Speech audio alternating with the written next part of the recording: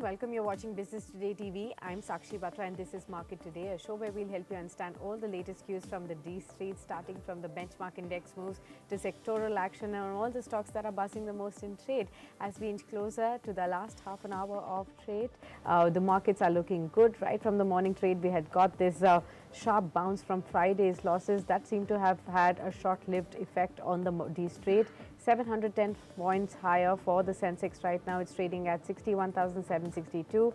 The Nifty also up by almost 200 points at 18,265. A percent uptick for both these indices. Apart from that, the broader market's doing well. The banking and the financial names really leading the rally from the front in today's trading action as well. The top gainers include Bajaj Twins, including Bajaj Finance and Bajaj Finserv, IndusInd Bank. Some of the auto names are also moving higher, like Tata Motors is up in trade as well.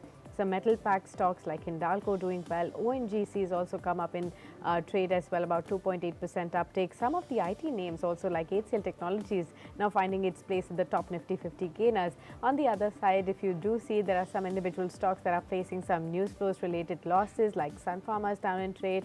Tracking with it, it's Dr. Reddy's. Coal India slightly down about 2% odd. Adani Enterprises seeing some profits being taken off the table. Britannia, L&T, some of the other laggards at this point in time. Time now to welcome our guest on the show. Mr. Avinash Korakshakar joins in. He's the Director of Research at Profit Mart Securities. Welcome, Avinash, and thank you so much for taking the time out for this discussion. It looks like a great start to this week. We've already seen about an 800-point surge on the Sensex. Seems like the Friday sell-off was just a short-lived memory for the Dalal Street. Your own thoughts on what are the key factors that are leading to this rally and what's next coming in for markets? Yeah, good afternoon, Sakshi. I think markets have bounced back very sharply, considering the fact that on Friday U.S. markets rallied very strongly, and I think that rub-off effect has come on the Indian markets. And more importantly, one observation from my side has been, the dollar index has been on a sliding trend, and that has got a very strong correlation to FI flows. So FIs have been very actively buying into the markets. So these factors have also helped the markets gain the kind of buoyancy which everybody was expecting, and today has been a great day. But I think in the coming week, I think as we approach now the Karnataka state assembly elections, which start from the 10th of this month, I think the markets would turn a little volatile. So I think you could see a little bit of profit booking at that point of time. But I think we'll have to keep things as they happen. But overall, I think today has been a good day across all sectors, large cap, mid caps. I think the rally has been quite strong. Absolutely. In fact, the BSE listed stocks market cap has also jumped by 2 lakh crore rupees. So the market investors are definitely cheering the kind of move that we have seen. The Sensex is now just around 1800 points away from its peak of 63,583, which we had seen in December of last year. Your own thoughts as to how soon will we see that level getting retested? No, I think we might have to take a little longer for that. As I mentioned to you, Sakshi, this week we'll be looking at the state elections, momentum, and I think by Saturday, we would be final result. So, in case the ruling BJP, the BJP government gets Karnataka, then I think the markets could see a further rally in the coming week. So, I think this rally which you are seeing now would further get some sort of a sentimental boost if the Modi run BJP gets a significant majority. And I think that would be a validation of the fact that the markets would not now look at anything negative going forward. So I think these are going to be very crucial kind of developments in the coming week. And of course, how US Europe markets perform, because global markets have been also very volatile. So I think taking on to all these factors, maybe the coming week could be very crucial if we have to touch a further new high on the Sensex or the Nifty. Correct. You did talk about the FII flow, so I wanted to take your view on that as well. I mean, we are already seeing that the US Fed has signaled that it's at the near end of its rate hike cycle. We have been seeing that the FII dollars have been pouring into the Dalal Street once again. They have been net buyers in India over the last 7 trading sessions, even from the beginning of FY23. If we look at till so far, about 22,500 crores have been, bought. The FIs have bought in the Indian equities so far. Your own thoughts on whether the lost ground that we had seen in the previous year will be regained now? Yeah, I think definitely, Sakshi, the scenario looks pretty positive. If you look at the global economy, India is one of the fastest growing economies. More importantly, I think in terms of GDP growth, in terms of the macro numbers, I think India presents a very strong opportunity to make a better return as compared to markets in Europe or US. And I think a lot of inflows could come in. But I think single largest factor in the near term is the fall in the dollar index. In fact, the dollar Yeah. index is expected to go down further, and that would actually accelerate a lot of FI inflows into the country. So I think net, I think we should continue to see such kind of large FI inflows in the country, going forward also. Got that. Another important factor that we've been tracking is the Q4 earnings. What have you personally made of the Q4 earnings so far? About 26 Nifty 50 companies have already reported their earnings, in Q4. Have they met your expectations? Are they above your expectations? What is the larger sense that you made out? No, I think on a broader sense, majority of the companies have delivered in-line numbers. In fact, very few have reported negative surprises. In fact, today United Phosphorus reported a little, Yeah. softer set of numbers. So I think, but the guidance from the management has been quite assuring.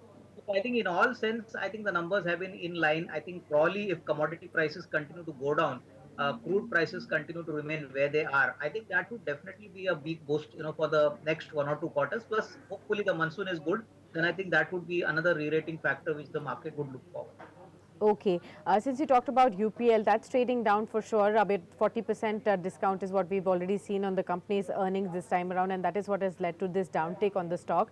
But there are also some positive surprises. Paytm, for example, has reported robust set of numbers this time around, a jump in its revenues as well, a narrowing of the losses this time. We've seen the stock react about 5% up in today's trade as well. Your own sense of Paytm, the earnings that have come about from quarter on quarter. Last time we had seen EBITDA turning positive. This time, what is the difference? Is there a considerable shift on the upside?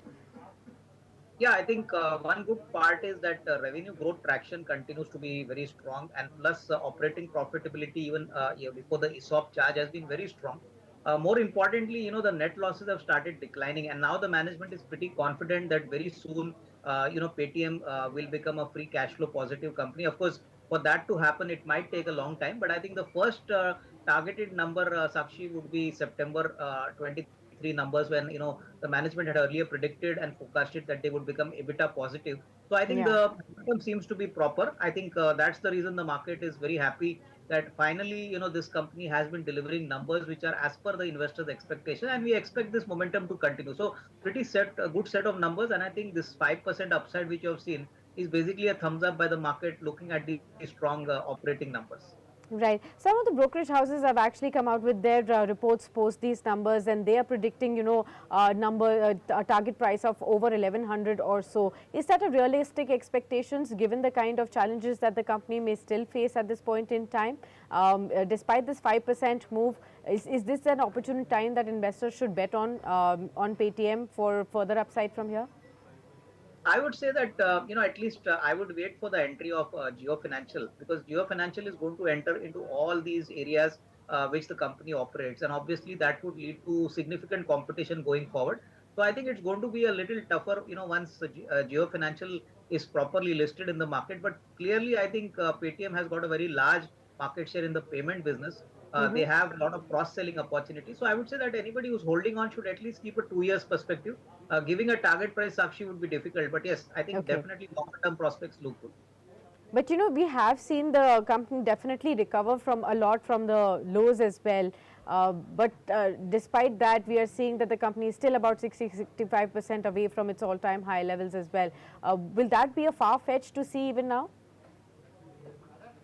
So I think it will take some time, because clearly my sense is that even as of now, the company continues to incur cash losses. It's EBITDA negative.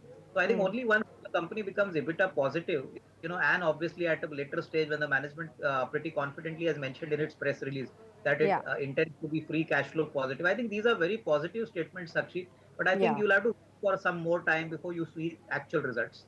So for all those investors interested to invest in Paytm post the results, what would you advise? So I think if you have a 2 year kind of timeline, then definitely, probably on some day when the market corrects, like today is not the right day, but Yeah. whenever the market corrects, you could probably think of, acquiring and, adding it to your portfolio, but keep a time frame of at least 18 to 24 months, because I think it's going to be a slow, gradual re-rating story. Got that. Apart from Paytm, is there any other new age company stock that you will be watching out for in its earnings season? I think Zomato would be another company, Sakshi, because see now within the business segment of food applications, food apps, I think there are only two players. One is unlisted, one is listed, and I think this is now like a pure monopoly business. So I think clearly here also market should like to see what is the gross merchant value growth, what is the EBITDA growth expected to be, because yet they are, obviously incurring cash losses. Here also, I think the company has given a fair amount of comfort that going forward they definitely aim to become EBITDA positive and, obviously intend to do a lot of cost cutting. So Zomato would be another company to watch out. Clearly, I think from the fintech space. Got that. Apart from the new age tech space, is there any other particular sector amid the earnings season that you're keeping on your top radar? I think my guess is, I think most of the automotive manufacturers like Mahindra and Mahindra, maybe Tata Motors, these are companies which I think one should keep a watch because commodity prices have continued to fall. The volume growth for the commercial vehicle sector, the utility vehicle sector has been quite robust. So I think automobile is going to be one area where my sense is that over the next 12 to 15 months, you could see not only strong value growth but good realization growth. So I think autos is going to be a strong play, especially Maruti, which has now grown above 9,000 rupees. So I think the next other two bets could be Tata Motors and Ashok Leyland and Mahindra and Mahindra. Okay, what about Marico from the FMCG business? I mean, that company reported strong earnings. In fact, the share zoomed about 9% on the Q4 earnings beat as well. Is there more upside left? Is the stock really headed for the 600 mark? Yeah, I think it's possible, Sakshi, because one thing which is very positive for the company is that their raw material copra prices have started declining. And if this trend continues, then I think the management is very hopeful that margins would continue to improve. If post monsoon, hopefully the monsoon is on normal lines, then I think one could see a lot of rural demand also coming in for their products. And plus, the company has a very rich portfolio of branded products. So I think definitely, if all these things fall in place, then I think a price of 600 definitely looks reasonably placed as of now. Okay, and apart from Marico, any other thing that you're watching out for in the FMCG basket? I think companies like Godrej Consumer Products also look pretty interesting. I think, considering the fact that they have a large domestic exposure, they have a large, international exposure. Godrej Consumer Products also should fit in the bill. My sense is that probably after the March quarter, hopefully the monsoon is good. The April to June quarter should be definitely much better in terms of volumes and margins. So GCPL also looks to be an interesting bet. Got that. So that's as far as the FMCG basket is concerned. Let me also take your view on the IT pack, especially because there is a wide consensus that BFSI is outperforming and everybody is bullish on that. You talked about automotives, FMCG select stocks right there as well. But IT, at what point does it become what banks were in 2021? In 2021, nobody wanted to go near banks because everybody was worried about what will really happen to their balance sheet and what essentially will be happen going forward from here post COVID. But then banks have really recovered pretty sharply. At this point in time, should one really go for some bargain hunts in the IT basket? Yeah, I think if you have a 2 year view, then I think IT companies are available at very attractive valuations. And mind you, most of these IT companies are asset light, so they have got a lot of cash on the books, good order books also, which they have. But I think the key factor which most IT companies and most investors are looking at is when will the longer term secular growth come back. And I think that could take little at least 1 or 2 quarters because recently, you must have also heard Cognizant has given a very weak guidance, and obviously this means that globally IT is yet under some sort of pressure. So maybe another 1 or 2 quarters, and after that, hopefully, if some tailwinds become positive from the US and Europe, then I think you could definitely see a good bounce back. But yes, within this, I think the large cap IT names look comfortable, something like a Infosys, a TCS, or an HCL Tech. So I think you're Got getting these companies at good valuations. Good. Got that. I want to circle back to Zomato once again because I forgot to discuss with you the theme that we've been discussing all through, and that is ONDC, which is being seen as a path-breaking thing. Now, on the one hand, experts do believe that banks will definitely benefit. There are merchants who would benefit from, but what will happen to like Swiggy or a Zomato right there? There are a lot of buzzing talks on social media, and that ONDC network is something that will really take on. Your own thoughts? No, I think ONDC will definitely become bigger and bigger as time goes by. Currently, ONDC has a limited merchant kind of base, so obviously it does not make any difference to players like Swiggy or Zomato. But going forward, obviously margins could come under pressure because that would mean customers would benefit. But I think in the overall game, Sakshi, the volume market size for food delivery apps in India is extremely large, and there are only two players. So here, unlike some of the other sectors where there's a lot of competitive intensity, I would believe that the market is left with these two large players. So it doesn't make a big difference. So we'll have to wait and watch how the companies react to these market changes. But yes, ONDC is a reality, and maybe over the next say 12 to 18 months, you could see a lot of changes happening in the kind of transaction, kind of way Indians buy their products and services. So I think Zomato would also see a little bit of margin pressure, which is quite evident. You won't be able to get those kind of margins. Considering the fact that ONDC is a comparable e-commerce platform which has been developed by the government. Got that. Well, thank you so much, Avinash, for being with us on the show and discussing these insights on various topics, on various sectors and stocks. Market still looking bright, 700 points up as we inch closer to the end of the session, about 12 odd minutes remaining for the session to close, and 700 points still up on the Sensex, about 195 points up on the Nifty. You're seeing slight profits being taken off. The markets are slightly coming off the day's high point, but still 18,262 is what we are seeing the Nifty at as we speak. We'll continue to track all the market momentum and everything that could impact the market trajectory going forward from here as well. And you could do that too by staying with us on Business Today TV. So don't forget to subscribe to this channel and also continue to engage with us on our other social media platforms, that's Facebook, Twitter, LinkedIn and Instagram. Until then, thanks for tuning in.